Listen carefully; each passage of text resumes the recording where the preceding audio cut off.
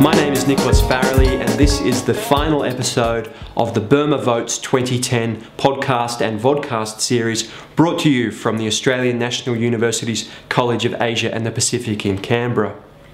Coming up, I'm going to be talking to the grandson of a Burmese political legend. It promises to be a beauty. We'll also be hearing from Benjamin Zawacki, who's Amnesty International's man in Bangkok.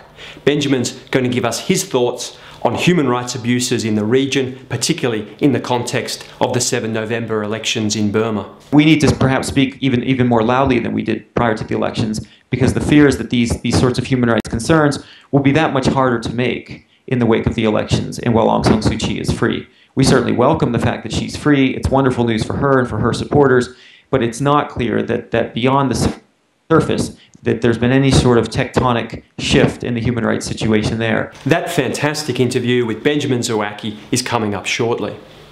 Of course, if you'd like to leave comments for us, you can do so at the ANU YouTube channel, or you can come along and join in the conversation at our Newmandala website.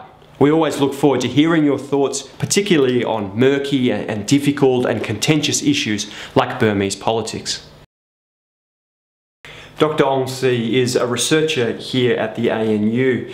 He is the grandson of former Prime Minister of the Union of Burma, UNU, and he has spent much of his life abroad. Aung Si, thank you very much for joining us today. Thank you for having me, Nick. It's a pleasure. Great. Cheers. So my first question is one that I suppose will be familiar to those of us who've been reading Newmandala recently. Newmandala readers will know that your parents were actually candidates in the 7 November 2010 elections held in Burma, and in fact you joined them briefly on the campaign trail. What did you see? Well, I guess the most visually striking aspect of these elections was that there was very little to see in the first place. I grew up in India, and I'm sort of used to the Indian-style election campaign, which is full of banners and posters and flags and loud public rallies with thousands of cheering people. None of that happened in Burma. But in spite of all that, I found the campaign to be a very positive and rewarding experience, because as candidates actually went through their constituencies, went from house to house talking to people, they received a very warm welcome from everyone they spoke to. Little crowds formed almost spontaneously around each candidate, and people asked questions, people welcomed them into their homes, people gave them all kinds of practical support as far as they could. And so in that sense it was a very rewarding experience. Turning to some family matters now, did your grandfather's status and history change the campaign and its dynamic for your parents? Among ordinary voters, was there much memory of UNU? I guess everyone we spoke to on the campaign trail had a very positive experience and very positive things to say about my grandfather. People of my parents' generation or older who had actually lived through the brief period of democracy after independence said that life was quite good during those times, and they also had a very positive attitude towards the way in which the country was heading in those years. The surprising thing was even people who were sort of my age or younger also had good things to say, and that was because, not because they were alive during those times, but because their parents had continuously reminded them of the good things that my grandfather had done in during his time as Prime Minister. One thing that actually stood out quite a lot was a lot of people saying over and over again, actually reciting this little poem that they picked up. I still don't know if it's an actual slogan or if it's just a little bit of amateur poetry, but it translates basically as, you know, you'll be able to eat well when UNU is back in power. Were the elections what you had expected? Were there, in fact, any surprises? I guess everyone who was involved in the elections knew from the very beginning that it would be a very, very tough race. Everyone knew that there would be very severe restrictions on what political parties and individual candidates could and could not do. Everyone knew that finding money to finance their campaigns would be extremely difficult. And that's exactly what happened, so there were no surprises there. I have to admit, a lot of candidates would have been surprised by the official result that came out at the end of the elections. In the run-up to the elections, at least in the last few days of campaigning, candidates were really very enthusiastic about their role in the whole process because of the very positive feedback they got back from their own constituents. So they had toured villages and the countryside.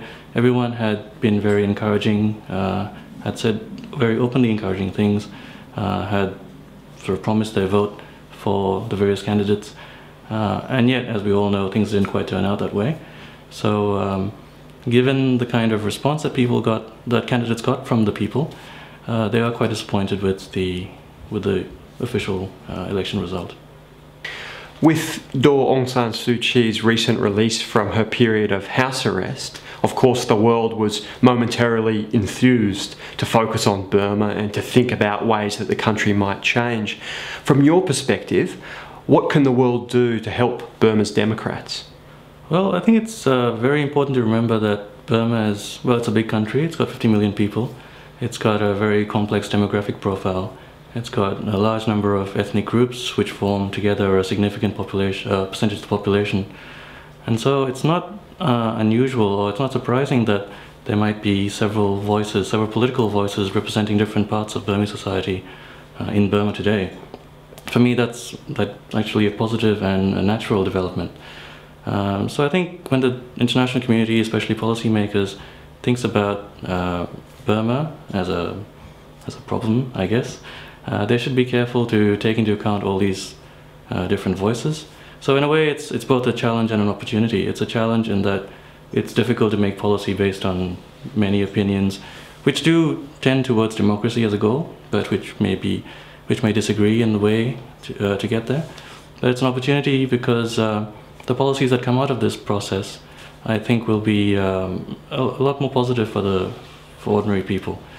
And really, it's not forgetting ordinary people in the course of pursuing your ideology that I think is key to achieving a suitable outcome for the people of Burma. Finally, what do you hope these elections have achieved? What do you think the next steps will be for democratically minded candidates such as your parents? Well, at the very least, I would hope that people are now aware that there's a small, possibly remote in time, but a small opportunity for change. I hope that they're aware that there are other voices in Burma that are trying very hard to, not just to achieve democracy as a final goal, but also to promote present-day immediate issues such as standard of living, improving healthcare, improving education, and so on. As for my parents, they know that it would be unwise to make grand plans in a context where things can change overnight. The rules of the game can change anytime. And so they're taking things one step at a time, and they're trying to figure out ways in which to put their very meager resources to the best possible use. Dr. Aung Si, thank you very much for taking the time today. It's really been a great pleasure to chat with you. Not a problem, Nick. Anytime. Benjamin Zawacki is a Southeast Asia researcher with Amnesty International based in Bangkok, and he spends much of his time, of course, looking at human rights issues in both Thailand and Burma. Many in our audience would already be familiar with you, Benjamin, and it's simply terrific that you've been able to find the time to join us today. Well, thanks for having me. So, we've all been watching Burma's 7 November 2010 election and its aftermath pretty closely. Just to start us off, can you tell us about any human rights abuses that were reported in the context of those elections? Well, Amnesty began to look at the elections as far back as when they were announced in February 2008. So we've been trying to track through our human rights research violations going as far back as then, and trying to see how what was happening as far back as 2.5 years ago had implications for what happened several weeks ago in the elections themselves.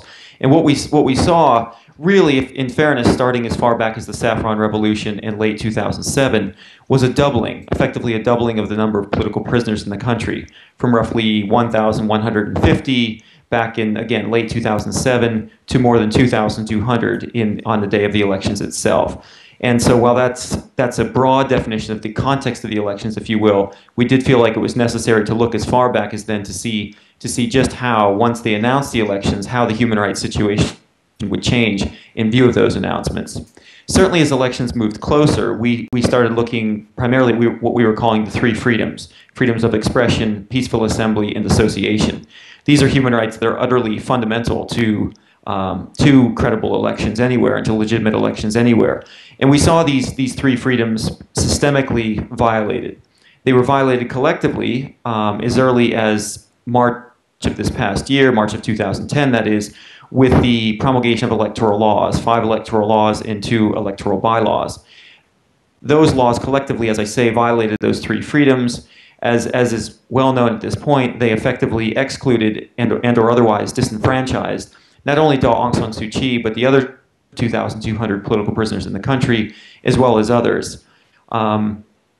And then just looking more specifically at violations, in the immediate run-up in September and October, we saw increased directives, first of all, coming from the government on campaigning, for example, on journalists and on the media, for example. There were almost no freedoms that you and I would associate with elections in terms of being able to speak out, to put forth a political platform, even to criticize, however mildly, the government, the powers, the authorities in power, the army. None of these things were remotely permissible. In the last 2 weeks of September, there were 11 students who were arrested and detained simply for leafleting, essentially advocating a boycott. Aung San Suu Kyi was warned in the middle of September that anything she or her party would say with respect to advocating the boycott that they had already called for would be met with harsh penalties. We saw in very late September, I believe on the 27th, an ethnic minority Mon monk, Ashin Okanta, who was sentenced for 15 years in prison simply for advocating the release of political prisoners in light of the elections. So really, all the way up until Election Day itself, we were seeing these violations. And of course, on Election Day, the harassment at polling stations, harassment of journalists, not allowing international or for that matter, domestic monitors for the elections themselves. The human rights violations were really quite astounding when you consider them as far back as February 2008. Nobody really expected the 2010 election to be free and fair, but at the end of the day, was it worse than you might have imagined? Frankly, no. I think the situation on Election Day and in the context of the elections more generally was about what we expected it to be. It may, however, have been far worse than what others had expected, both domestically and internationally. I do think there was certainly a certain hope, a hope that Amnesty International shared, that the elections wouldn't be as bad as they were, and that the human rights violations in the context of the elections wouldn't be as grave as they were. We didn't necessarily share the optimism that a lot of other people did, and I think the elections came as quite a shock to those persons, both domestically and internationally. Certainly internationally, when you look, for example, at the drafting of the UN General Assembly's resolution that took place basically as the elections were taking place themselves. Those events were happening almost simultaneously. The deliberations behind that drafting, a lot of countries had a sort of let's wait and see approach to how strong we make this resolution, in the hopes, I think, that the elections would prove to be much freer and much fairer than they turned out to be. And certainly when you look at domestically, the fact that there were 37 political parties participating, that at least 24 of them came from the ethnic minority areas, I think that shows undeniably a certain degree of optimism and hope on the part of the people of Myanmar itself in wanting to participate in these elections and give them the best shot possible. I do think the elections, as it turned out, were much worse than the optimists thought they might be. Certainly the results, between 75 and 80% for the government-backed USDP party, were within the realm, I think, of expectation, at least as far as Amnesty is concerned. But I think a lot of others expected that some of the opposition parties or some of the parties that were only loosely aligned with the government might fare better. Certainly this carting in of advance votes toward the end, when it looked as if constituencies were about to go the direction in which the government didn't want them to go, with these advance votes then tipping the balance in favor of the government. I think this kind of electioneering and vote rigging, if you will, came as a real surprise. I think the only way to look at the 1990 elections, the only way that the NLD could have emerged successful in those elections was for the vote counting to have been basically free and fair, for the vote counting to have been honest. I think what we're seeing in 2010 is that the counting of those votes was probably not terribly honest. And I also think when you look at the way violence kicked off in immediate, well, I won't even say the immediate wake of the elections, it was practically as the elections were still taking place. Although there's been some information to suggest that that violence in Myanmar, just across the Thai border in Myanmar, was perhaps planned ahead of time, even if it was planned ahead of time, for it to coincide with Election Day, I think shows the extent to which the elections were not going the way that the ethnic minorities, at the very least, felt and hoped that they might go. And I think that's led to real discontent both domestically and to a certain extent internationally as well. I think one of the reasons Amnesty was not terribly surprised at how the elections turned out was that the warning signs were all there. One need not look any further back than the constitutional referendum of 2008 and the way in which that was carried out in the immediate wake of Cyclone Nargis, with a voter turnout supposedly of over 90% and a voter approval rate of the Constitution at supposedly over 90% as well. I think once that took place in early 2008, only several months after the elections were announced, we were disabused of any notion that the elections themselves were going to, as you say, be free or fair or credible or legitimate. Aung San Suu Kyi's release from house arrest was greeted by a chorus of support from pretty much every corner of the world. But of course, Burma still has something like 2,000 political prisoners who are locked up. What is Amnesty International doing, Benjamin, to try and get them released? Well, in many ways, Nick, we're not doing anything other than what we've always done, which is to campaign and to advocate on their behalf. It's been a real challenge, frankly, over the course of the past 2 decades to continue to beat the same drum, as it were, with respect to political prisoners. We thought and we certainly hoped that in the run-up to the elections, the release of political prisoners might afford the government an opportunity on its own terms, on its own watch, in its own time, to release those political prisoners in a sort of face-saving way, to say, look, in keeping with our rubric of increased political participation, this is a gesture we're making, not on account of international pressure or even domestic pressure, but because we feel it's the right thing to do pursuant to our self-styled roadmap to democracy. In that sense, the elections were an enormous missed opportunity for the government to improve its human rights record and to release these people. It's very difficult to take seriously elections in which a very significantly large and significantly politically involved part of the opposition was locked up with the keys effectively thrown away. A lot of these political prisoners, as you know, are in very poor health. In late 2009, many of them were, or late 2008 rather, many were shipped to the furthest reaches of the country, to the hinterlands, as far away from their families and friends and support mechanisms, medical assistance and lawyers as possible. And so I think with elections taking place against this backdrop of enormous political imprisonment, more than 2,200 political prisoners remain behind bars, it's a poor reflection of the elections, and as you say, it's a poor reflection of where the country's headed moving forward. The government will continue to claim that they had a so-called democratically elected government with now a civilian government in place.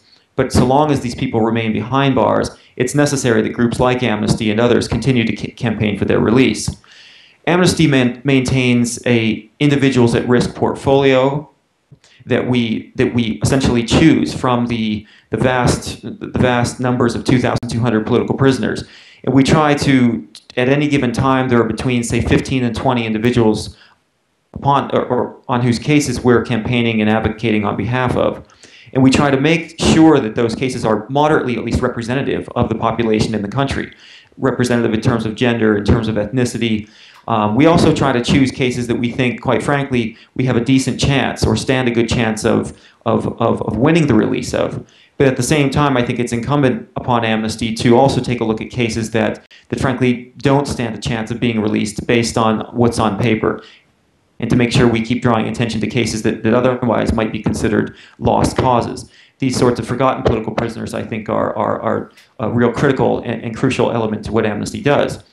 And this individuals at risk portfolio is something that our membership globally, as well as non-members, can look to and can take action on behalf of. And we also take action on behalf of these political prisoners in very private ways and very discreet ways. I suppose the efficacy of which depends upon those ways and means remaining discreet, but often it's the sort of behind-the-scenes advocacy at various international and bilateral fora that can be most effective. At the end of the day, there's no denying that there's far more failure to this story than there is success. While there's certainly a correlation between the individuals in Amnesty's portfolio and the individuals over the past couple of years that have been released, one wouldn't want to confuse correlation with causation. And we certainly don't take any sort of undue credit for the release of these individuals, especially given the sobering analysis that no matter how many are released, the number that are still behind bars is vastly much more than that. Fighting in ethnic areas along the border has also kicked off again. What do you think the implications of that reinvigorated hostile environment might be for human rights along the Burma-Thailand border? The implications, Nick, are enormous. Amnesty produced a report in mid-2008 entitled Crimes Against Humanity in Eastern Myanmar. And it's interesting to note that that campaign, essentially, it was a military campaign by the Burmese army, and it started in late 2005, and it continued all the way through 2008. And I mention that because, of course, the elections were announced in early 2008, and yet this military campaign continued throughout the end of the year. Now, to call it a military campaign is in and of itself a bit of a misnomer, because in that context, the Myanmar army was effectively avoiding confrontation and battles with the KNLA, with the Karen National Liberation Army, and was actually targeting civilians. And so one would hesitate in some ways to call it a military campaign, because it wasn't a military fight in any way, shape, or form. It was actually an army on one side targeting ethnic minority Karen civilians on the other. And the result of that, of course, as outlined in our report, was crimes against humanity. The widespread and systematic perpetration of human rights violations that ranged on the sort of modest scale, if I dare use the word, of things like forced conscription, the confiscation of land and food crops, forced labor, the use of child soldiers, running all the way to the other end of the gamut, torture and extrajudicial executions. And again, these human rights violations were taking place on a widespread and systematic basis, constituting crimes against humanity.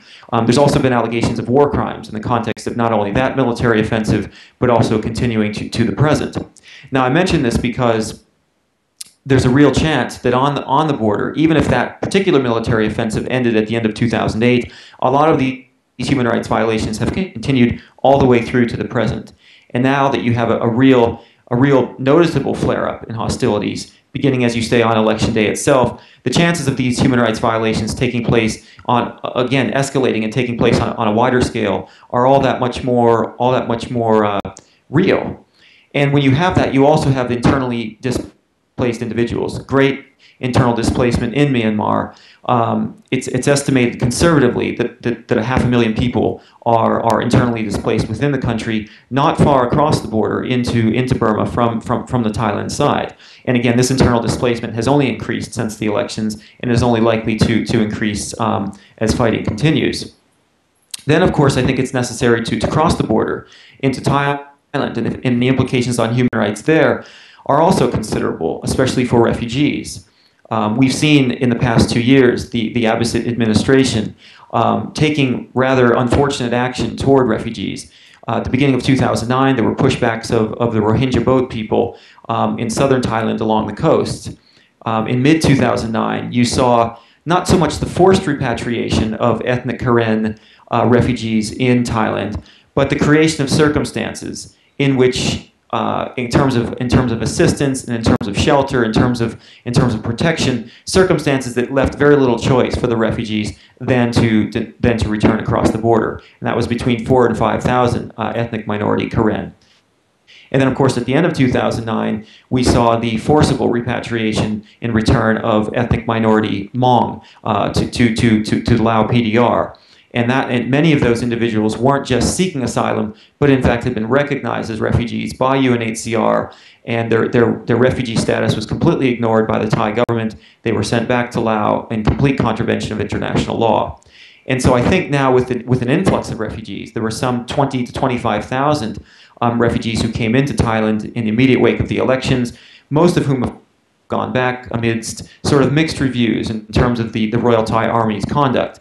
There have been some reports that the Army acted in compliance with international norms, that shelter was given, that assistance was permitted, but there have been limited and sporadic reports of forced repatriation as well. And so we're monitoring the situation on the border quite closely. And again, the situation for human rights there is really quite grave when you consider the recent precedent on both sides of the border for human rights violations on the Myanmar side, vis-a-vis crimes against humanity and war crimes, and violations on the Thai side in terms of forced repatriation and forced return.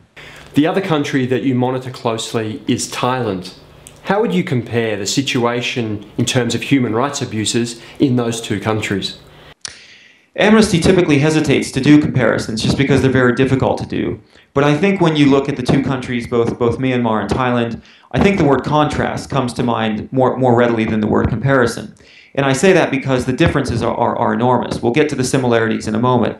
But the differences, especially when you take a look at economic, social, and cultural rights, which I think needs to be looked at more, not only by Amnesty International, but by the international community, those rights are violated just as readily and as egregiously in Myanmar as civil and political rights are in that country. Looking at, for example, the Millennium Development Goals, Myanmar is on track at best to reach 2 of those goals by the time the deadline approaches, whereas Thailand is on track to meet almost all of them, if not all of them, in time. If you're looking at, for an example, of a human rights violation, on a widespread and systematic scale, you're likely to find one in Myanmar, which is not necessarily the case in Thailand. I think Myanmar is in, if not a class of its own in terms of its human rights record, certainly in very limited company. A few other countries come to mind that you might put in that class. Thailand necessarily isn't necessarily one of those countries. But I think, again, when you begin to look, for example, at the treatment of minorities, you begin to see some similarities between Myanmar and Thailand. And when you start to look at civil and political rights, you begin to see some similarities. But I think overall there's a greater contrast there than there is comparison. As you know, sometimes the assertion is made that Thailand is starting to look a lot like Burma. Clearly, of course, as you've already pointed out, there are some very significant differences between the situations in the two countries. But what do you make of these kinds of assertions? From your perspective, is Thailand heading in a dangerous direction? I think you've hit the nail right on the head, Nick, that it's the direction in which Thailand is heading that is most alarming. It's not only the direction in which it's heading, which is a backwards direction, effectively, but it's also the rate at which it's heading in that direction. In fairness, one needs probably to look as far back as the early part of the decade, perhaps 2002, 2003, under the Thaksin administration, primarily looking not only at freedom of expression, which we'll get to in a moment, but I think at southern Thailand. The sorts of human rights violations perpetrated in southern Thailand under that administration were, if not more egregious and more grave than they are now, certainly were much more shocking, I think, when you look at the Crusade incident, for example, at Crusade Mosque, the Takbai incident, and the level of impunity there that reigned during that period. Also, Thaksin's war on drugs, with the extrajudicial executions of more than 1,500 people, I think is particularly alarming. Moving from the decade through the present, you see, again, a continued movement in the wrong direction, and you see, I think, an acceleration in that direction. Looking, for example, most egregiously, I think, at freedom of expression. There were certainly restrictions placed upon the media and intimidation of the media under the Thaksin administration and under subsequent administrations similar to Thaksin's. But I think in the past 2 years or so, since the Abhisit administration came into power, what you're seeing is a rollback on freedom of expression that is very alarming and that is going at a very rapid rate. We're looking at the Les Majestés law, for example, the Computer Crimes Related Act, and now the emergency decree, which of course has been in effect in southern Thailand since mid-2005, perhaps with some justification. But it's been in effect in Bangkok now since the 7th of April of this year. No real credible signs for it being lifted. And of course that emergency decree allows for enormous violations of freedom of expression. And so just in 2010 alone, although really including 2009, and Amnesty International's annual report I think speaks to this from last year as well, that the rollback in freedom of expression is really quite alarming. Again, to compare it to 2,200 political prisoners in Myanmar, I think is tough to do, but one need not do that to be concerned about the situation here. And mind you, Thailand has had a greater distance to fall, if you will, than Myanmar. One hesitates to say that one gets accustomed to the human rights situation in Myanmar, but it has been so bad for so long that even the doubling of political prisoners between late 2007 and the present, in some people's minds, never really registered. But in Thailand, it wasn't so long ago, a little more than a decade, that current Foreign Minister Kasit's statement that Thailand is second to none in the region for freedom of expression would have perhaps been true. Certainly that doesn't bear out in the present context. And so in that sense, looking at Thailand's record over the past decade or so, and perhaps more particularly the past several years, that's where the alarm really comes in. And you can go beyond freedom of expression. We've talked a little bit about the rollback in the protection of refugees. Certainly last year there was a reintroduction of the death penalty after a 6-year sort of unofficial moratorium on executions. So whether you're looking at southern Thailand, whether you're looking at freedom of expression, the protection of refugees, or the death penalty, I think we're seeing Thailand and doing so at a rate that's rather alarming. Finally, Benjamin, if there are people out there who are watching this vodcast or listening to the podcast, what would you suggest that perhaps they can do to help the human rights situation in Burma? I suppose I would have to say to remain vigilant and to continue doing what you were doing prior to the elections and to the release of Aung San Suu Kyi after these two events. I think there's an international misconception that, or at least a danger, that with the elections having taken place, and now with the world's most famous prisoner of conscience released, that somehow Myanmar has turned a corner on its human rights record, and that suddenly we're waking up in a new era, in a new dawn in the country. Amnesty certainly shares the hope that that's the case, but I think when you look realistically at the situation on the ground, you continue to see crimes against humanity taking place in the ethnic regions. And this is also something I forgot to mention earlier with respect to the border guard force issue in ethnic minority areas, with the government essentially demanding that ethnic minority armed groups that had signed ceasefires with the government become border guard forces or effectively become part of the Myanmar army. Given that most of those ceasefire groups refused to do so prior to the elections, we're likely to see an increase in hostilities in that sense. And again, the situation for crimes against humanity and the real danger of that becomes all the more apparent. The situation for political prisoners has not effectively changed. There has been the release of Aung San Suu Kyi, the most famous of them, but the fact remains that 2,200 remain behind bars, just as they did before the elections, and now they're doing the same thing. I think what's most important is that the international community not be lured or perhaps lulled into a false sense of complacency with regard to the government, and that it be willing to continue to raise these sorts of human rights concerns.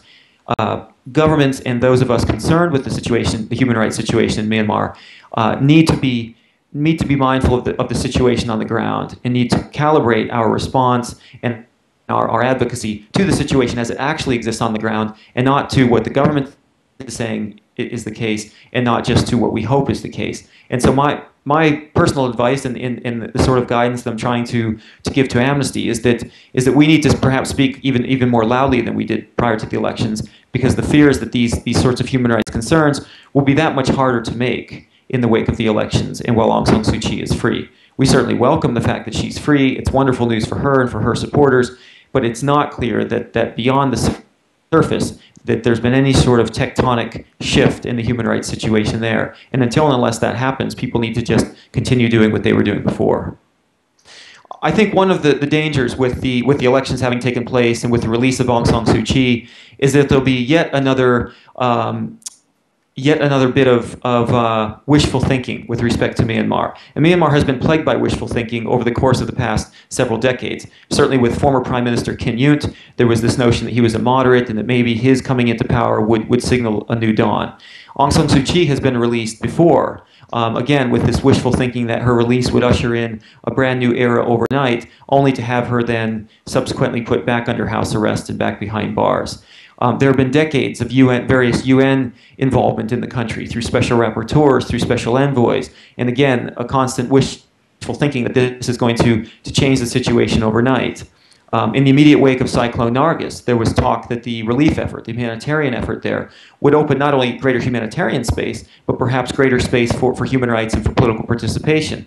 Again, that proved to be largely a false positive. So I think what the international community needs to do is to be mindful of this wishful thinking and not to allow itself to become captured by it, because it's dangerous for the country, and it certainly does nothing for the human rights situation there. Benjamin, thank you very much for taking the time today. Well, thanks very much for having me, Nick. Sadly, that's all we have time for today, and that brings to an end this Burma Votes 2010 vodcast and podcast series. We hope you've enjoyed it. We hope you've learned something. To those of you who've left comments for us on the ANU YouTube channel or at New Mandala, we really can't thank you enough for your efforts to be involved in this conversation. We certainly appreciate the time and effort that goes into telling us what you think. From our perspective, that's what this kind of thing is really all about. I'd also like to thank our guests in this series. They've all come along and shared their insights with honesty and flair and rigour. It's been a real privilege, for me at least, to hear what they've had to say. I've also been joined in this series by a production team.